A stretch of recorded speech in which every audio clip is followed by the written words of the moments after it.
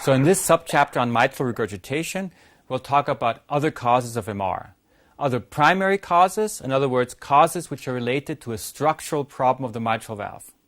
Which issues will we touch? First of all, degenerative changes, rheumatic heart disease, endocarditis, congenital malformations of the mitral valve, and finally even drug-induced mitral regurgitation. By far the most common cause for mitral regurgitation is degenerative disease. It's an aging process. So what you will find is annular calcification, thickening of the mitral valve, thickening also of the papillary muscle, and mitral regurgitation. Typically, regurgitation is not severe. If it is severe, look for a reason. Look if there maybe is a flay leaflet or a destructive mitral valve, for example, in the case of endocarditis. Even though rheumatic heart disease primarily causes mitral stenosis, we do have many patients who also have regurgitation. The typical features of rheumatic heart disease are seen here. We've studied these already. Doming of the anterior leaflet, thickened leaflets, and here's regurgitation. The mechanism can vary. Sometimes it's a destructed valve, sometimes it's retracted leaflets which cause restriction, but it can also be a combination of endocarditis, which is secondary to the rheumatic heart disease process. A further cause is endocarditis. Endocarditis can lead to significant destruction of the valves. We see flay leaflets, we see perforations, the valve simply melts away. Here's an example. We have a large vegetation on the mitral valve, and we also see significant regurgitation. You'll hear much more about endocarditis in the corresponding chapter. Which types of congenital abnormalities of the mitral valve can we have? Chordal abnormalities, papillary muscle abnormalities, and a cleft mitral valve. Here's an example of a patient who has an abnormal long anterior and posterior leaflet. Look how far within the ventricle we have the line of closure. And we also have moderate regurgitation. Probably there is some abnormal insertion to the papillary muscle as well. Here's an example of a so-called parachute valve, a very rare disorder which actually should not be in this chapter but in the chapter on mitral stenosis because it more frequently causes stenosis and not regurgitation. This patient, however, did not have significant stenosis, only mild regurgitation. But I want to show you the typical abnormalities seen here. We have the impression that there really is a parachute here.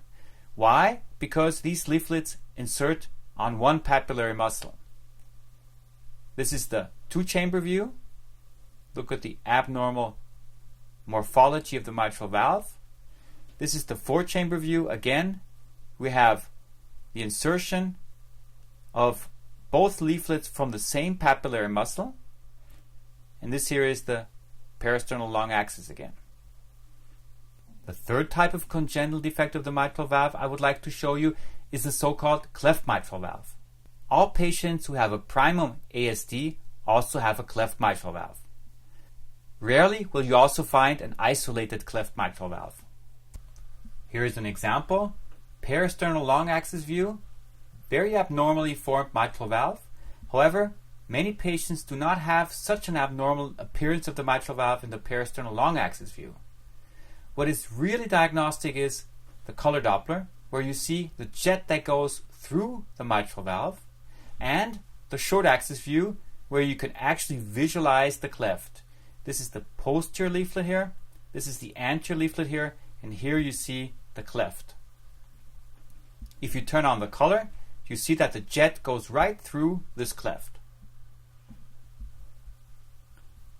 Finally, I also want to mention drug-induced mitral regurgitation. We know that certain drugs can cause destruction of the endothelium and thereby also affect the valves and cause regurgitation. It is well established that diet drugs, for example fenfluramine, can cause valve destruction. We even know that substances like serotonin, which are very high in the situation of Carson syndrome, can cause valve destruction. There, it usually causes valve destruction primarily of the tricuspid valve. However, in the setting of a PFO or an ASD, where we get higher concentrations also in the left heart, do also see affection of the mitral valve. This here is a patient who was an intravenous drug abuser and who was on the methadone program and who injected herself methadone intravenously. This led to destruction of the mitral valve, as you can see here. We have a thickened mitral valve with restricted leaflets, a significant regurgitation, and we perform TE in this patient and we can see that the leaflets are actually retracted. Of course, there's also a secondary cause of regurgitation here. We also have annular dilatation. So you see, echocardiography can help us to find out why someone has regurgitation. However, not always. There will be ambiguous situations, and sometimes we just simply can't tell. Don't forget that in some patients we also have a combination of problems. I've seen patients who have mitral valve prolapse and rheumatic mitral stenosis, so two causes might be present as well.